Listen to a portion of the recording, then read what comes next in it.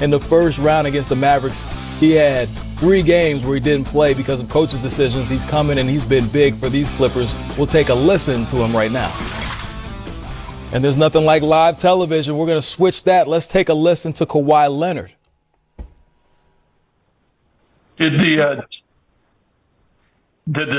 defense of the Jazz push you off your spots or get in the way of doing what you guys wanted to do? I think we had a pretty good rhythm in the first half. I think we came in that third quarter pretty flat. But, they are a good defensive team. They play hard tonight. They fought the whole game, and they got the win. You can go ahead.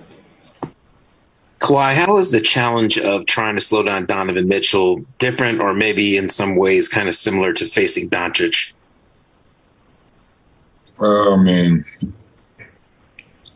Two different players, 2 different teams. But, obviously, all-star caliber player, skilled and, same ways, one-on-one pick and roll.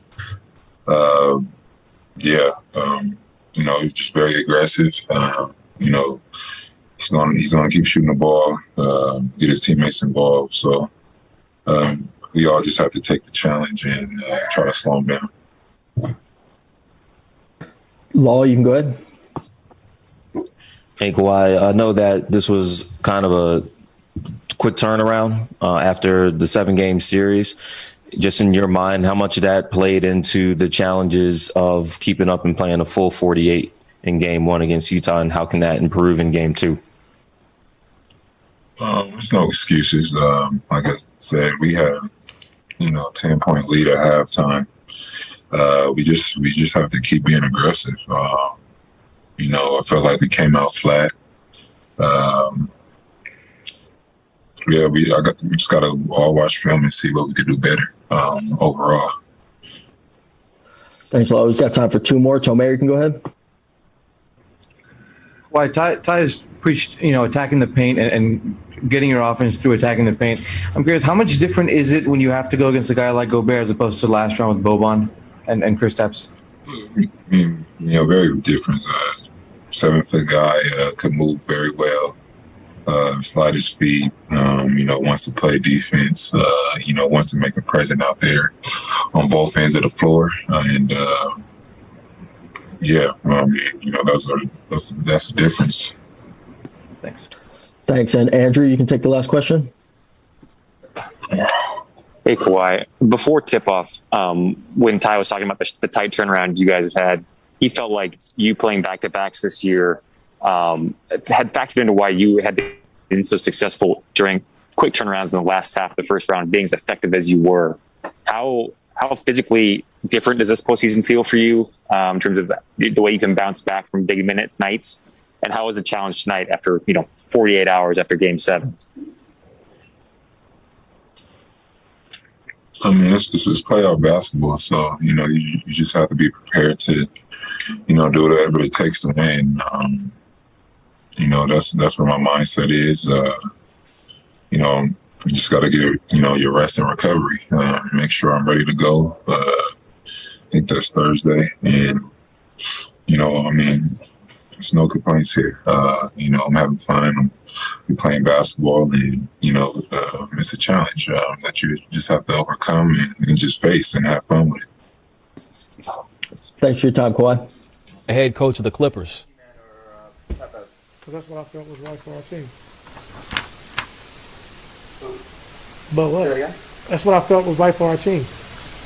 I'm just curious, what maybe you may have saw out there that you thought? I liked this pace in the first half, getting open shots, be able to push the tempo, and having a point guard on the floor.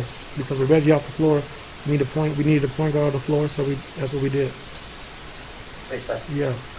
Then let's go to Matthew Cole. What made it so difficult in the third quarter and in the Jazz? What were Jazz doing on defense that made it difficult for you guys to get into the stuff you wanted to get to? I got to take a look at it, but I thought their physicality in the second half picked up. Picking up full court, getting into us, being physical, and we didn't match that physicality on the offensive end. Taking the ball out of bounds on the sideline or baseline out of bounds, they're getting into us, and we had a couple turnovers that led to easy baskets for those guys. So we got to own our space. Coming back game two, owning our space and being more physical on the offensive end. Alex, you can go ahead.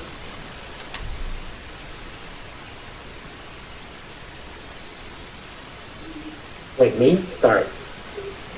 Yeah, go ahead, Alex. Hi, Ty. Hi, Coach. Appreciate you guys doing this.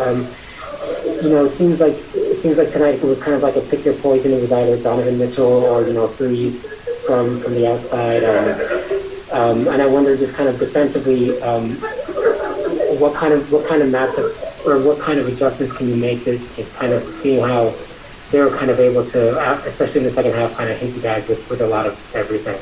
We'll watch the film and we'll see. Donovan Mitchell had it going tonight, so late in the game we try to blitz and try to do a little firing, but he had it going, so hats off to him for having a good game. But we'll look at the film and we'll make some adjustments. Justin Russo, you can go ahead. Hey, Coach, I was kind of wondering, was fatigue a factor at all with some of the guys' minutes being down, like Nick's minutes being in the low 20s or anything? Yeah, I think so. But, like I said, we wanted to play 10 guys in the first half just to kind of see where we're at, try to get our legs up under us. We didn't want to wear guys out, early on in the game. And I thought our bench guys came in and did a great job. And then in the second half, looked like we didn't have a lot left in the tank, but we made some mental mistakes as well. So we just got to clean those things up, and we'll be ready to go for game two. Bill Pulaski. Yeah, any thought to calling a timeout before that last possession? No. You didn't want Utah's defense to get set? Yeah, I didn't want to take Gobert out the game and have their switchable guys in or have time to, talk about it as a team if they want to foul or not.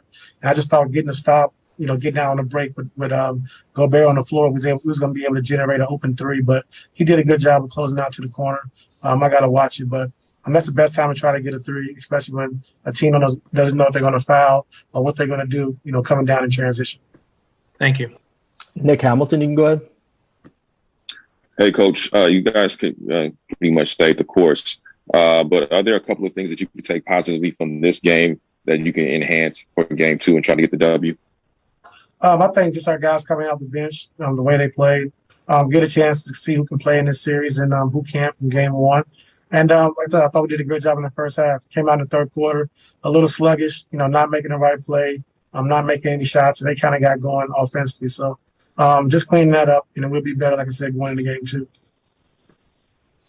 Thanks. And last question we have from Mason.